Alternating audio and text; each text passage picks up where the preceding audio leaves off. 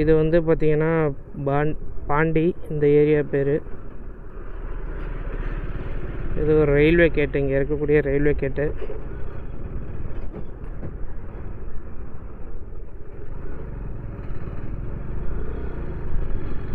இந்த ஏரியாவில் தான் ஒரு தடவை விஜய் சித்து பிரதர் வந்து வந்திருந்தார். இந்த கடையில் தான் டீ குடிப்பாங்க.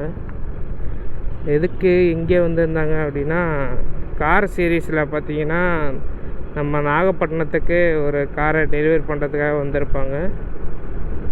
ஸோ அப்போ வந்து ரெக்கி பிரதரோட வீடு இங்கே தான் இருக்குது, அவங்க பாட்டியோட வீடு இங்கே தான் இருக்குது அப்படின்னு சொல்லிட்டு இங்கே போயிட்டு திரும்பி நாகப்பட்டினம் போகும்போது இந்த கடையில் தான் டீ குடிச்சிட்டு போவாங்க. எனக்கு எப்போ அந்த இடத்துல வந்தாலும் அந்த ஒரு விஷயம் ஸ்ட்ரைக் ஆகிட்டே இருக்கும். ஒரு நல்ல மெமரிஸை கொடுத்ததுக்கு நன்றி Sidhu brother. I am a big fan of you. இந்த வீடியோ பார்த்தீங்கன்னா ஒரு லைக் மட்டும் போட்டுருங்க சித்து பிரதர்.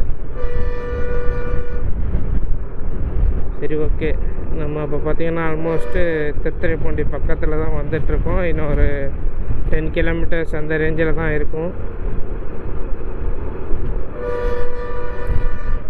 சைடு ஏறிடுவோமா? பஸ் வருது.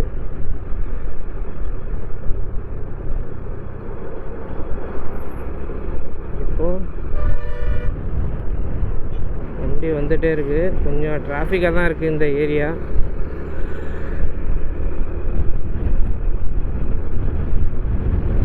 ஏறிடும். பஸ் வண்டி லாங்கில் தான் வருது. ஏறும்போது இப்படி லைட் பாஸ் பண்ணிவிட்டு இண்டிகேட்டரையும் போட்டுருங்க. இப்போது 2 பேருக்குமே கொஞ்சம் வந்து ஒரு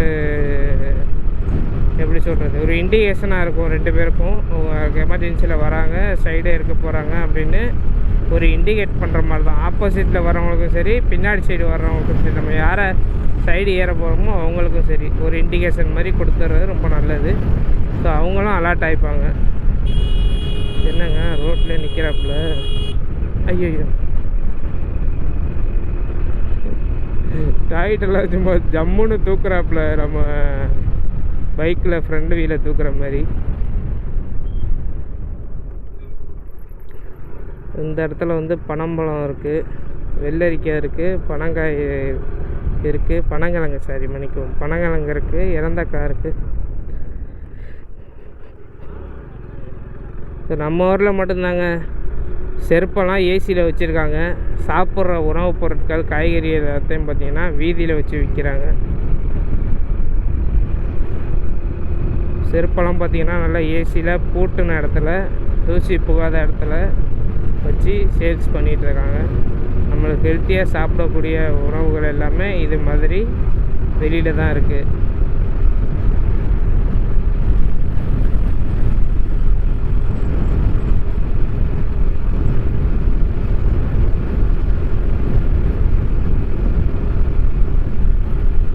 ஆப்போசிட்டில் வண்டி வருது.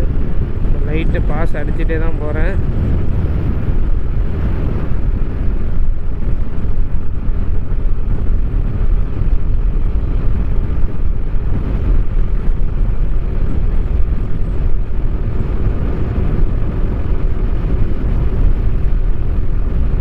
அப்புறம் ஒரு ஸ்கூல் ஒன்று இருக்குமே, இதாக இருக்கு, PALM அப்படின்னு போட்டு ஒரு பேர்.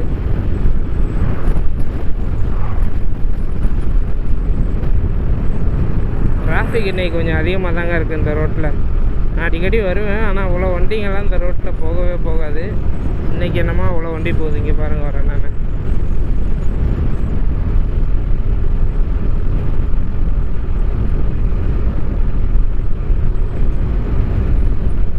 கிட்டத்தட்ட வந்துட்டோம். நம்ம வந்து திருத்துறைப்பூண்டி உள்ளே போகிறது கிடையாது, திருத்துறைப்பூண்டியோட பைபாஸ் ரோட்டில் தான் போக போகிறோம். ஸோ அதையுமே உங்களுக்கு காமிக்கிறேன் நான்.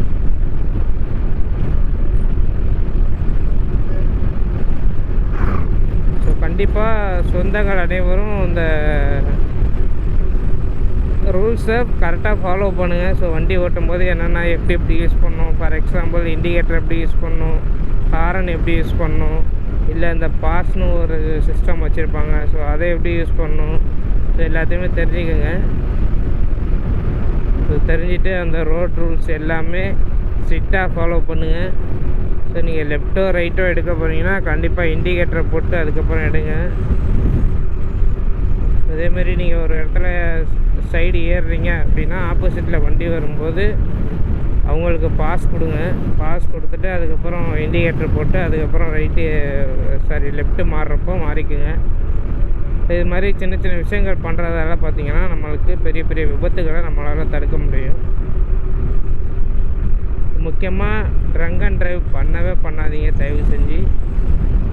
அதுதான் முக்கியமாக எல்லா விபத்துகளுக்கும் மேக்ஸிமம் ஒரு 90% விபத்துகளுக்கு ட்ரங்க் அண்ட் ட்ரைவ் தான் வந்து காரணமாக இருக்குது.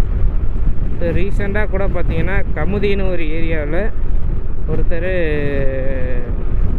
ட்ரங்க் அண்ட் ட்ரைவ் பண்ணிட்டு அதை போதையில் என்ன பண்ணுறதுனே தெரியாமல் காரை கண்ணா பின்னான்னு ஓட்டி கிட்டத்தட்ட ஒரு 10-15 கடைங்க மேலே விட்டு அடித்து போய் அடிக்கிறாப்புல ஒரு வண்டி மேலே ஒரு கடை மேலே அடிக்கிறாப்புல திரும்பி ரிவர்ஸ் போட்டு பின்னாடி உள்ள கடை மேலே போட்டாருன்னு அடிக்கிறாப்புல. அப்புறம் திரும்பி ஃப்ரண்ட் கியர் போட்டு ரேஸ் கொடுத்துட்டு அடுத்தடுத்த கடை எவ்வளோ மோசம் போட்டு அடித்து சின்ன குழந்தைங்கலாம் ஒரு 4 பேர் என்னமோ அடிபட்டுருச்சான். கிட்டத்தட்ட அந்த ஒரு சம்பவத்தினால கிட்டத்தட்ட ஒரு 15-20 பேருக்கு மேலே பாதிக்கப்பட்டிருக்காங்க அப்படின்னு ஒரு நியூஸ் வந்திருக்கு. நான் அந்த வீடியோ பார்த்தேன். பட் அதை கிடச்சா அவங்களுக்கு இங்கே வந்து அட்டாச் பண்ணுறேன், பார்த்துக்குங்க. கொஞ்சம் தண்ணி குடிச்சிட்டதுக்கப்புறம் கிளம்பலாம்.